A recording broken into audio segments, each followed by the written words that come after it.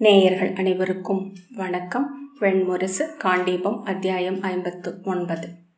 தெற்கே சேர நாட்டிலிருந்து துவாரகைக்கு கொண்டு வரப்பட்டது சுப்ரதீபம் என்னும் வெண்களிறு. துவாரகையின் துறைமுகத்திற்கு வந்த தென்களம் ஒன்றின் நடைபாதையின் ஊடாக தலையை ஆட்டியபடி ஆவலுடன் நடந்து வந்த குட்டி யானையை பார்த்து அன்று துறைமுகமே உவகை எழுச்சியுடன் ஒலி எழுப்பி சூழ்ந்து கொண்டது. வெண்பளிங்கில் வெட்டி உருட்டி எடுக்கப்பட்டது போன்ற அதன் உடல் காலை ஒளியில் மின்னியது. மானுட திரளை கண்டு மேலும் களி கொண்டு செவ்வாழை குருத்து போன்ற துதிக்கையை நீட்டி வளைத்து மணங்களை பற்றியபடி மெல்ல பிளிரியது. வெண்ணிற வெள்ளரி பிஞ்சு போன்ற இரு சிறிய தந்தங்கள் மழுங்க சீவப்பட்டிருந்தன. முந்தன் வாழைத்தண்டு போன்ற கால்களை முன்னும் பின்னும் எடுத்து வைத்து ஆட்டியபடி தன்னை சுற்றி கூடி நின்ற ஒவ்வொருவரையாக துதிக்கை நீட்டி தொட முயன்றது. துறைமுக தலைவராகிய சிவதர் ஓடி வந்து விலகுங்கள் விலகுங்கள் என்று ஆணையிட்டு அதை அணுகி முழந்தாளிட்டு துவாரகையை வாழ்த்துங்கள் தென்னிலமுடையோரே என்று வணங்கினார். அவர் தலையில் சூடியிருந்த மலரை தன் துதிக்கையில் தொட்டு எடுத்து இருமுறை சுழற்றி ஆட்டி அவர் மேலேயே போட்ட பின் முன்கால் தூக்கி வைத்து ஓடி வந்து நெற்றியால் அவரை முட்டி வான் நோக்கி தள்ளியது யானை குழவி. அவர் கூவி சிரித்து உருண்டார். அவர் எழ முயல மேலும் மோதி தள்ளியது. அதை பிடிக்க வந்த இரு காவலர்களை நோக்கி சுருட்டிய வாளுடன் திரும்பி முட்டி தள்ளியது. சிரித்தபடி காவலர் பற்ற முயல அதையே விளையாட்டாக மாற்றிக்கொண்டு முட்டி தள்ளத் தொடங்கியது. காவலர்கள் சிரித்து கூச்சலிட்டனர். செய்தி சென்று துவாரகையிலிருந்து அக்ரூரரே இறங்கி வந்தார். நிமித்திகர்களும் களிற்று குறி தேர்பவர்களும் அவருடன் வந்தனர். அப்போது துறை மேடை முழுக்க அலுவல்கள் அனைத்தும் நிறுத்தி வைக்கப்பட்டு களி கூச்சல் எழுந்து கொண்டிருந்தது. வெண்ணிற யானை குட்டி துறை மேடையில் இருந்த பொதிகளை நெற்றியால் முட்டி தள்ளியது.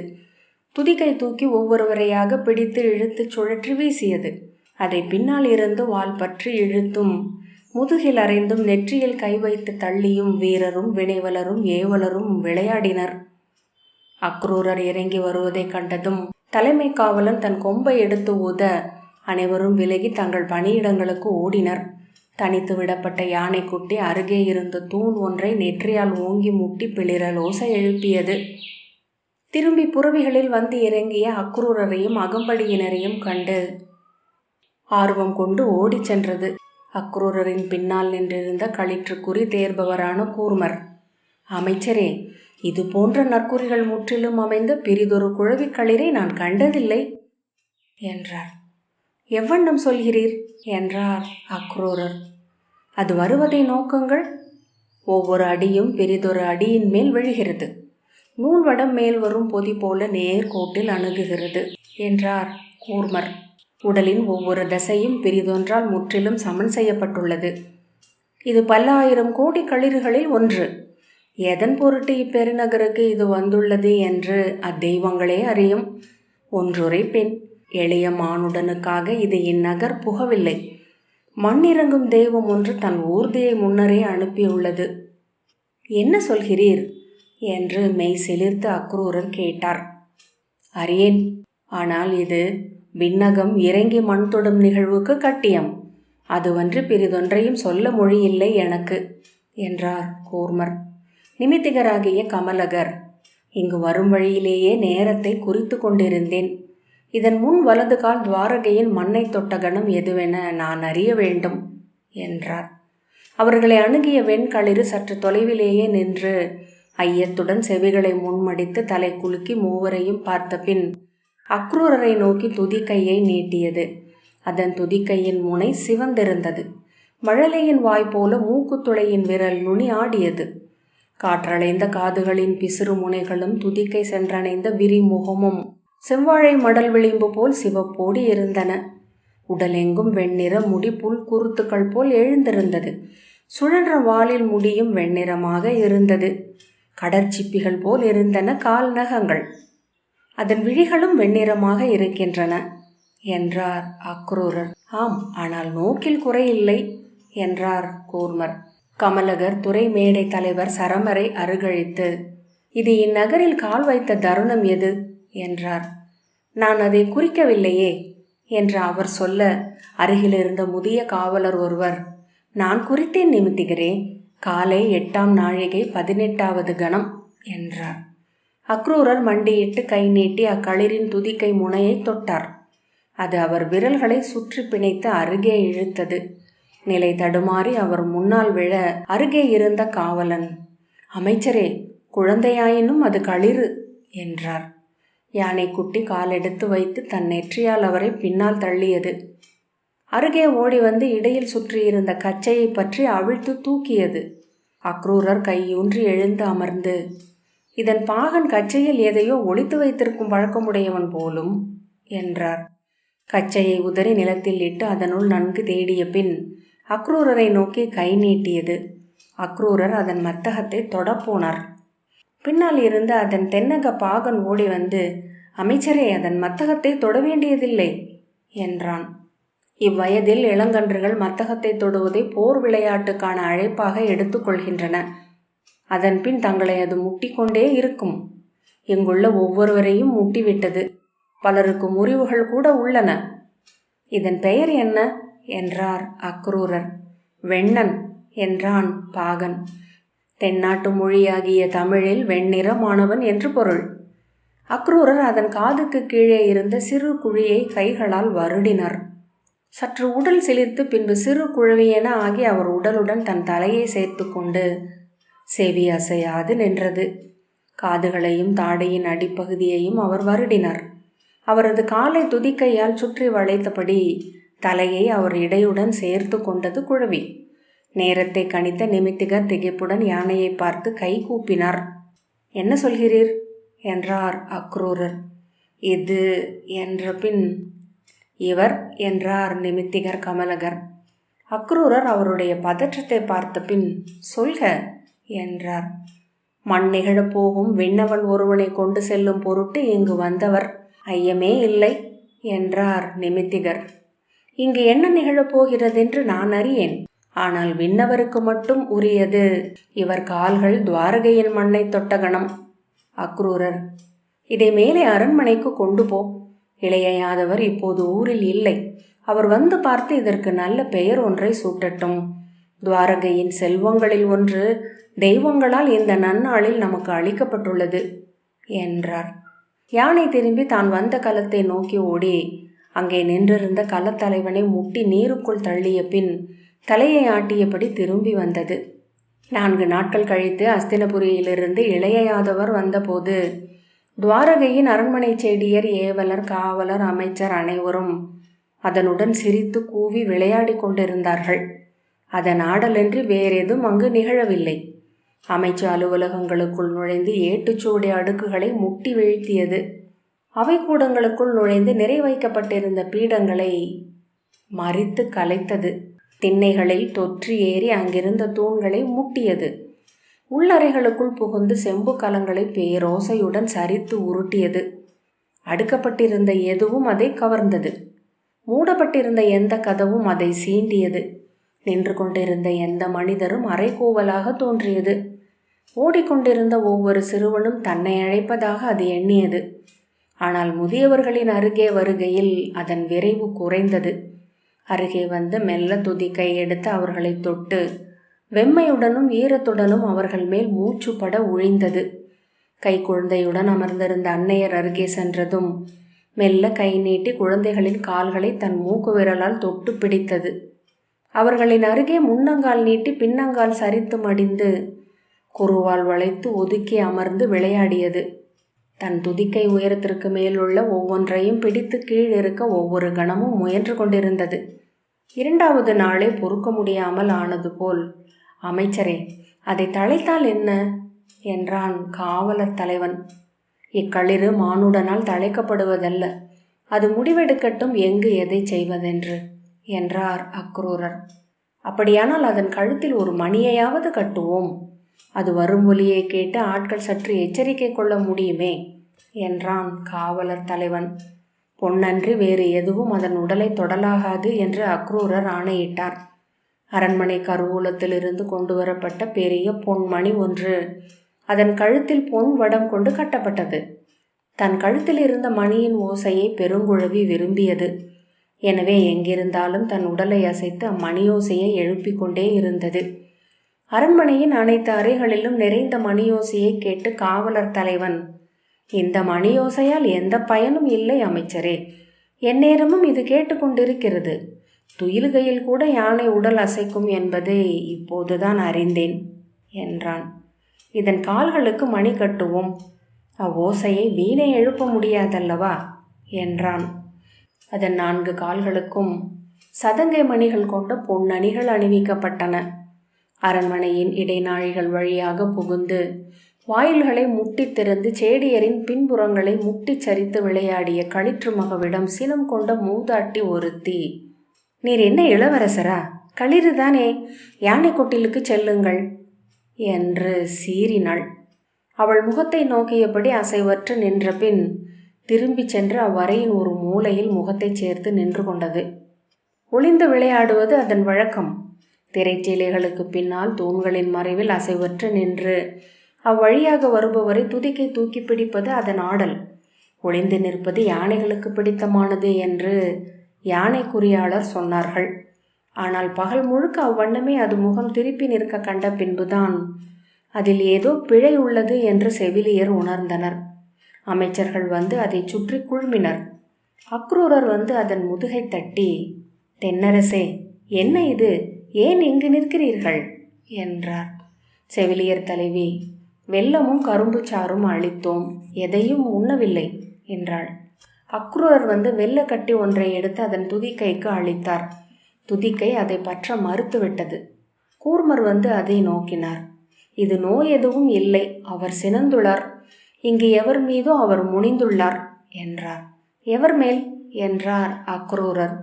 மூதாட்டியாகிய செவிலி கை கூப்பியபடி, அறியாதுரைத்தேன் அமைச்சரே. களிற்று கொட்டிலில் சென்று நிற்க வேண்டியதுதானே என்று சொன்னேன். நான் அறிந்திருக்கவில்லை இவர் சினம் கொள்வார் என என் மைந்தனை போல் எண்ணினேன் என்றாள். சினத்தில் சிவந்து நடுங்கிய முகத்துடன் அக்ரூரர், வா, இங்கு வா என்று அவளை அழைத்து முன்னால் தள்ளி அவர் முன் சென்று நின்று உன் தலையை அவரது முன்காலடியில் வை என்றார். உன்னை கொன்று சினம் தணிப்பது அவர் விழைவென்றால் அவ்வண்ணமே ஆகட்டும் என்றார். ஆம், அதற்கும் நான் சித்தமாக உள்ளேன் என்றபடி கை கூப்பி அழுதபடி வந்து களிற்று மகவின் முன் அமர்ந்து அதன் வலது முன்காலில் தன் தலையை வைத்தாள் செவிலி. தன் கால்களை பின்னுக்கு இழுத்தது அது.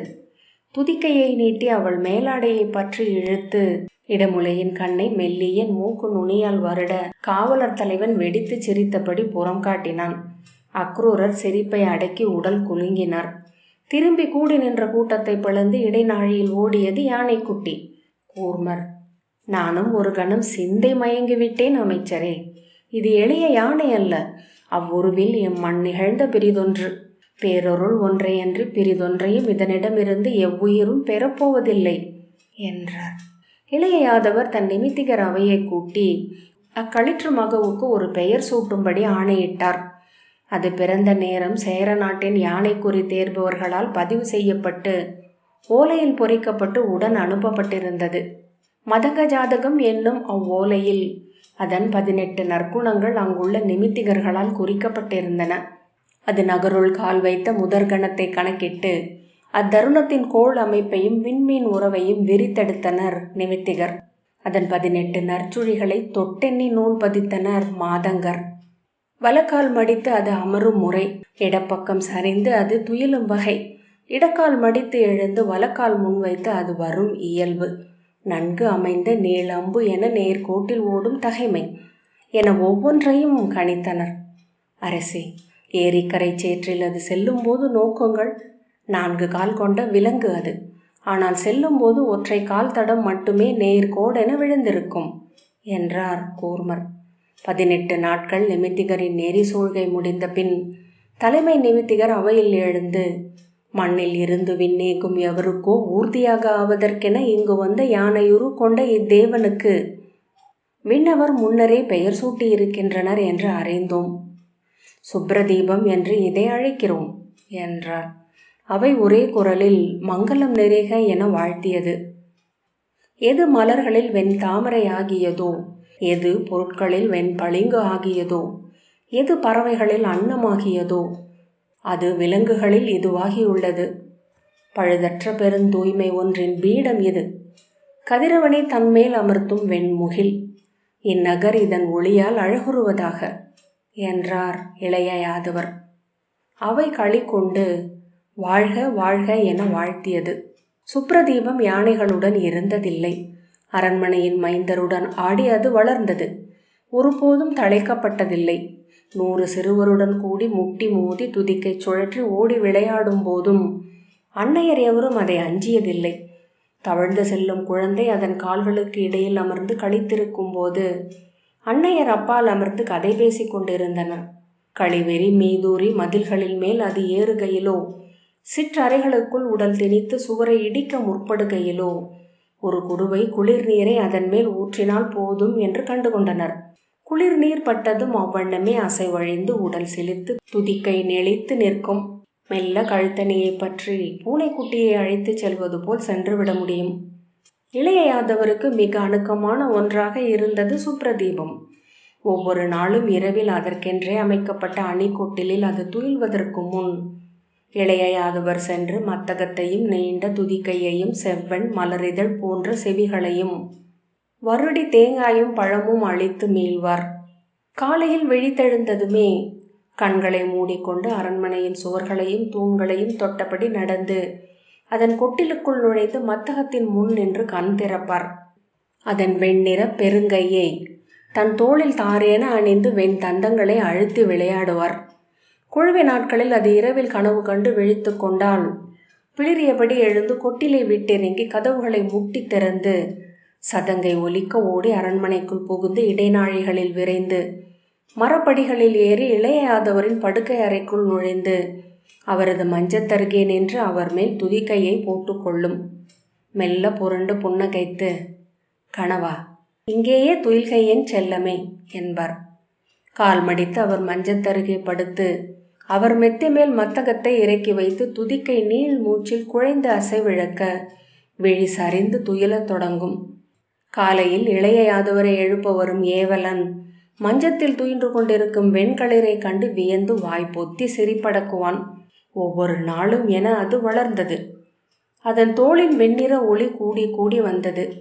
வெண்ணெய் குவை என்றனர், பளிங்குமலை என்றனர், வெண்முகில் இறங்கி வந்தது என்றனர், பீதர் நாட்டு வெண்பட்டு குவை என்றனர். அதன் தந்தங்கள் கட்டுமரங்கள் போல நீண்டு வளைந்து எழுந்தன. பெருநாகம் போல் ஆயிற்று துதிக்கை. அரண்மனையின் வாயில் எதற்குள்ளும் நுழைய முடியாமல் ஆனபோது ஒவ்வொரு நாளும் வாயிலில் முன்னால் முற்றத்தில் நின்று துதிக்கை தூக்கி நெற்றி தொட்டு பிளிரலோசை எழுப்பும். உள்ளிருந்து இளைய யாதவரும் 8 துணைவியரும் அதை தொட்டு வணங்கி வாழ்த்து பெற்று மீழ்வர். துவாரகையின் விஷ்ணிகளும் அந்தகர்களும் கூடிய அவையில் அரிஷ்டநேமியின் மணமங்கலம் குறிக்கப்பட்டது. சௌரபுரத்தின் அரசர் சமுத்திர விஜயரும் அவரது மைந்தர்களும் அவை வீற்றிருந்தனர். ரைவதத்திலிருந்து திரும்பிய இளைய யாதவர் அரியணை அமர்ந்திருந்தார். நிமித்திகரும் அமைச்சரும் பீடம் கொண்டிருந்தனர். நாளும் கோளும் நற்குறிகளும் பழுதர தேர்ந்து அறிந்ததை செய்யுளாக்கி ஏட்டில் பொறித்து அதை அவை முன் வைத்தார் முது நிமித்திகர் சுதர்சனர். அதை அவரிடமிருந்து பெற்றுக்கொண்ட அக்ரூரர் இளைய யாதவரின் கைகளுக்கு அளித்தார். இளைய யாதவர் குல முறைப்படி அதை பெற்றுக்கொண்டு அவையறிவோனை அழைத்து அதை அவை முன் படிக்கும்படி ஆணையிட்டார். 8 மங்கலங்களும் நிறைந்த சித்திரை முழு நிலவு நன்னாளில் மனம் நிகழ கடவது என்றிருந்தனர் நிமித்திகர். விண்ணவர் வானில் சூழும் பெருநாள் என அதை காட்டின குறிகள். மண்ணிலுள்ள என் வகை உயிர்களும் மகிழ்ந்து கொண்டாடும் தருணம் அது. அன்று கீழ்வானில் ஒரு 7 வண்ண வானவில் எழும். மேற்கு வானில் இந்திர வஜ்ரம் எழுந்து 7 முறை மின்னியமையும்.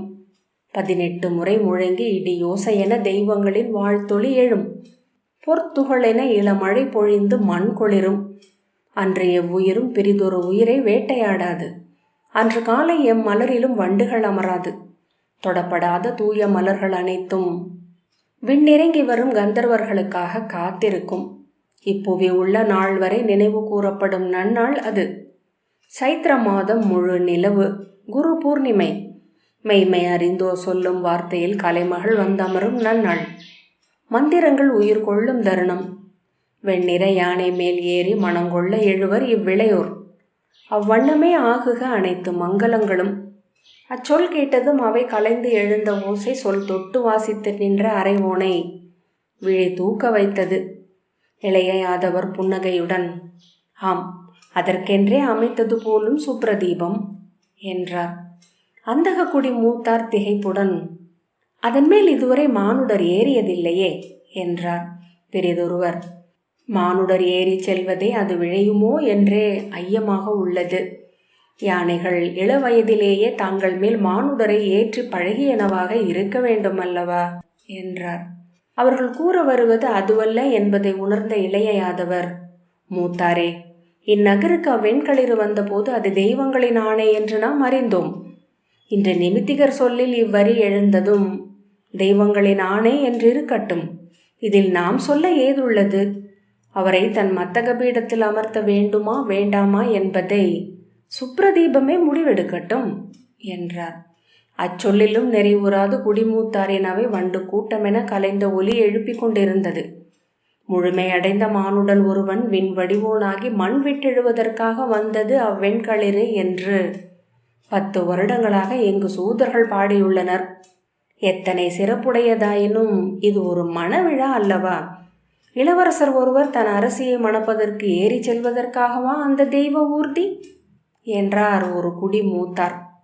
ஏன், மண்ணில் பிறக்கவிருக்கும் விண்ணவன் ஒருவன் பிறப்பதற்காக அமைகிறது இம்மணவிழா என ஏன் சொல்லக்கூடாது? பாரத வருஷத்தை ஆளும் சக்கரவர்த்தி கருபீடமேற கண்ட வழி போலும் இது என்றார் ஸ்ரீதமர். இவை அனைத்தும் சொற்கள். நாம் அறிய ஒண்ணா ஒன்றை இவ்வண்ணம் நாம் விளக்கிக் கொண்டிருக்கிறோம். நிகழவிருப்பது எதுவோ அதை தெய்வங்கள் முடிவெடுக்கட்டும். நமக்கு ஆணையிடப்பட்டதை ஏற்றுவோம் என்ற பின் அக்ரூரரிடம் திரும்பி, தங்கள் எண்ணம் என்ன அக்ரூரரே என்றார் இளைய யாதவர். ஒவ்வொன்றும் நிகழ்கையில் முற்றிலும் ஏபின்றி ஒன்றன் மேல் ஒன்றென வந்து விழுவது போல் தோன்றுவதே இப்புடவையின் இயல்பு. நிகழ்ந்து முடிந்த பின்னரே அவை ஒவ்வொன்றும் பிரிதொன்றுடன் பழுதர இணைந்திருப்பதை நாம் காண்கிறோம். அலகிலாத ஊழ் வலையால் சமைக்கப்பட்டது இப்புடவி என்று அறிந்துள்ளோம். அதுவே நிகழ்வதாகுக என்றார் அக்ரூரர். ஆம், நானும் அவ்வண்ணமே உரைக்கிறேன். இது அரசாணை. மணநாளில் வெண்களிறு மேலேறி என் மூத்தார் மணப்பந்தலை அடையட்டும் என்றார் இளைய யாதவர். அவை நிறைவுற்று கலைந்து செல்லும் போதும் ஒவ்வொருவரும் அகம் குலைந்து பதறம் உடல் கொண்டிருந்தனர். என்ன நிகழவிருக்கிறது இங்கு என்றார் ஒருவர். வெண்களிறு ஏறி மணப்பந்தலுக்கு வருபவரை பற்றி இதுவரை கேட்டதில்லை என்றார் பிரிதொருவர். ஒரு மணநாளுக்கென விண்ணில் இந்திரவில் எழும் என்றால், வஜ்ரம் ஒளிரும் என்றால், இடி சொல்லி பிரம்மம் வாழ்த்தும் என்றால், வெண்களிறு ஏறி வருவதற்கென்ன என்றார் 3ஆம் அவர். அவர்களிடமிருந்து அச்சொற்கள் பரவி நகரை அடைந்தன. எங்கும் அதுவே அன்று பேச்சென்றிருந்தது. இளைய யாதவர் தன் அமைச்சர்களை அழைத்து, சுப்ரதீபம் மேல் இளவரசர் அமர்வதற்குரிய பொற்பீடம் அமைக்கப்படட்டும். பட்டத்து யானைக்குரிய அணிகலன்கள் அனைத்தும் அதற்கு ஒருங்கட்டும் என்றார். கூர்மர் அவ்வாறே என்று தலை குனிந்தார். நீர் என்ன எண்ணுகிறீர் கூர்மரே? தன்மேல் மானுடர் அமர அது ஒப்புமா என்றார் இளைய யாதவர்.